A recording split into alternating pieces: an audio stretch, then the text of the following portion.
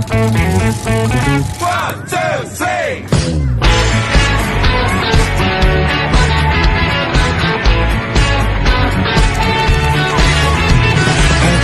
Little chime so loud, cock your dick up the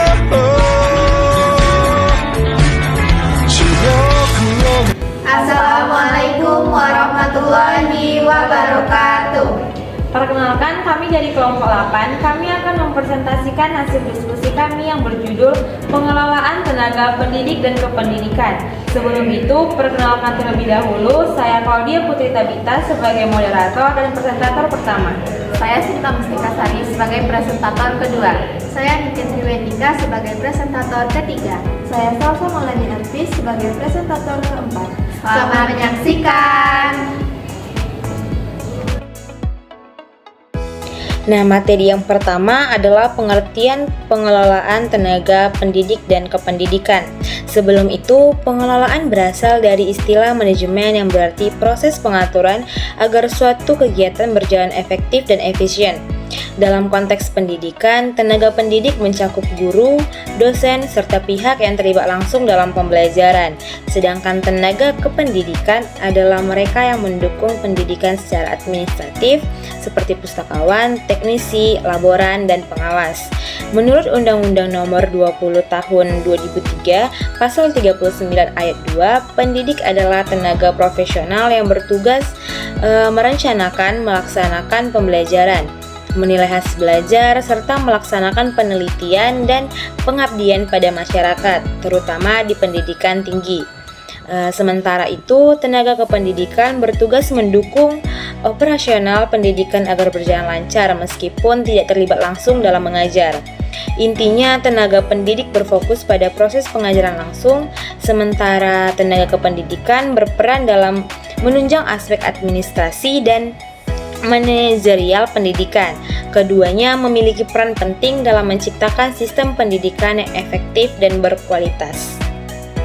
Baiklah, di sini saya akan menjelaskan mengenai masalah yang sering terjadi dalam pengelolaan tenaga pendidik dan kependidikan. Yang pertama yaitu perencanaan dan rekrutmen yang tidak optimal. Rekrutmen tenaga honor yang tidak efektif yang menyebabkan kekurangan guru berkualitas dan ketidaksesuaian antara kebutuhan dan ketersediaan tenaga pendidik. Yang kedua yaitu keterbatasan kompetensi pedagogi. Banyak guru yang belum menguasai keterampilan mengajar yang efektif sehingga pembelajaran menjadi kurang optimal. Yang ketiga yaitu pengembangan profesional yang terbatas. Minimnya keterampilan dan kursus membuat guru sulit untuk mengikuti perkembangan pendidikan yang ada pada saat sekarang ini. Yang keempat yaitu kepemimpinan dan manajemen yang lemah. Kepemimpinan dan manajemen sekolah yang lemah atau yang tidak efektif akan menurunkan semangat kerja guru dan akan menghambat kualitas pendidikan. Dan yang terakhir yaitu dampak otonomi daerah. Otonomi daerah ini menyebabkan ketimpangan distribusi guru dan menghambat mobilitas serta pengembangan karir mereka. Materi selanjutnya yaitu cara meningkatkan kualitas tenaga pendidik dan kependidikan. Ada beberapa langkah yang dapat dilakukan untuk meningkatkan kualitas tenaga pendidik dan kependidikan di Indonesia. Yang pertama, peningkatan kompetensi profesional, yaitu menyelenggarakan pelatihan, seminar, dan workshop yang terstruktur untuk meningkatkan kemampuan dan keterampilan tenaga pendidik agar mereka tetap relevan dengan perkembangan ilmu pengetahuan dan teknologi. Yang kedua, pemberian insentif dan penghargaan. Memberikan penghargaan dan insentif bagi tenaga pendidik yang menunjukkan prestasi atau kinerja luar biasa, gunanya untuk mendorong motivasi dan meningkatkan dedikasi mereka dalam mengajar. Yang ketiga, penyediaan sarana dan prasarana yang memadai. Memastikan tersedianya fasilitas pendidikan yang lengkap dan berkualitas, seperti ruang kelas, alat peraga, dan teknologi untuk mendukung proses belajar mengajar yang efektif dan nyaman. Yang keempat, peningkatan kesejahteraan tenaga pendidik. Meningkatkan kesejahteraan tenaga pendidik dengan cara menaikkan gaji, tunjangan, serta memberikan fasilitas tambahan agar mereka merasa dihargai dan termotivasi dalam menjalankan tugas. Yang kelima, pengembangan karir dan jenjang jabatan. Memberikan kesempatan kepada tenaga pendidik untuk mengembangkan karir mereka melalui jenjang jabatan yang jelas dengan sistem promosi yang transparan dan adil. Nah, dengan menerapkan langkah-langkah ini diharapkan kualitas tenaga pendidik akan meningkat, yang pada gilirannya akan berdampak pada peningkatan mutu pendidikan secara keseluruhan. Nah, baik, di sini saya akan membahas mengenai pengaruh pengelolaan tenaga pendidik dan kependidikan terhadap kualitas pendidikan di Indonesia. Nah, pengelolaan tenaga pendidik dan kependidikan merupakan salah satu aspek penting dalam dunia pendidikan, karena manajemen yang baik akan berdampak langsung pada mutu proses belajar mengajar di sekolah. Menurut Nurus Salami, terdapat 5 aspek utama pengelolaan yang berpengaruh terhadap proses pendidikan.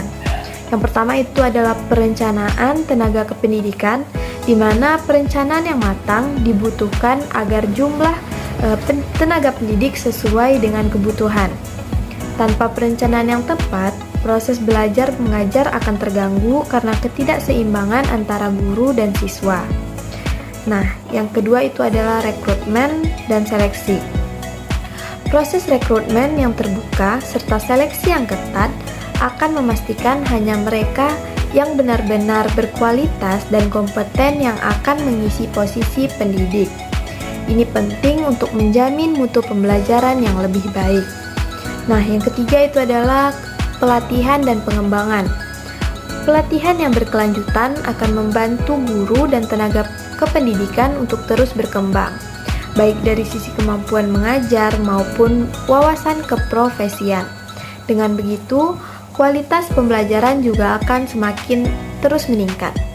Nah, yang keempat ada promosi dan mutasi, di mana promosi dan mutasi yang dilakukan secara adil bisa menjadi motivasi besar bagi tenaga pendidik untuk terus berkinerja dengan baik. Kesempatan untuk terus berkembang akan menciptakan lingkungan kerja yang sehat dan produktif. Yang kelima ada kompensasi dan penilaian kerja. Nah, kompensasi yang layak dan sistem penilaian yang objektif mampu meningkatkan kepuasan kerja para pendidik. Jika mereka merasa dihargai, tentu saja semangat dan dedikasi dalam mengajar akan semakin besar. Sekian hasil diskusi dari kelompok kami, lebih dan kurang kami mohon maaf. Semoga video dari materi kami bermanfaat. Terima kasih. Assalamualaikum warahmatullahi wabarakatuh.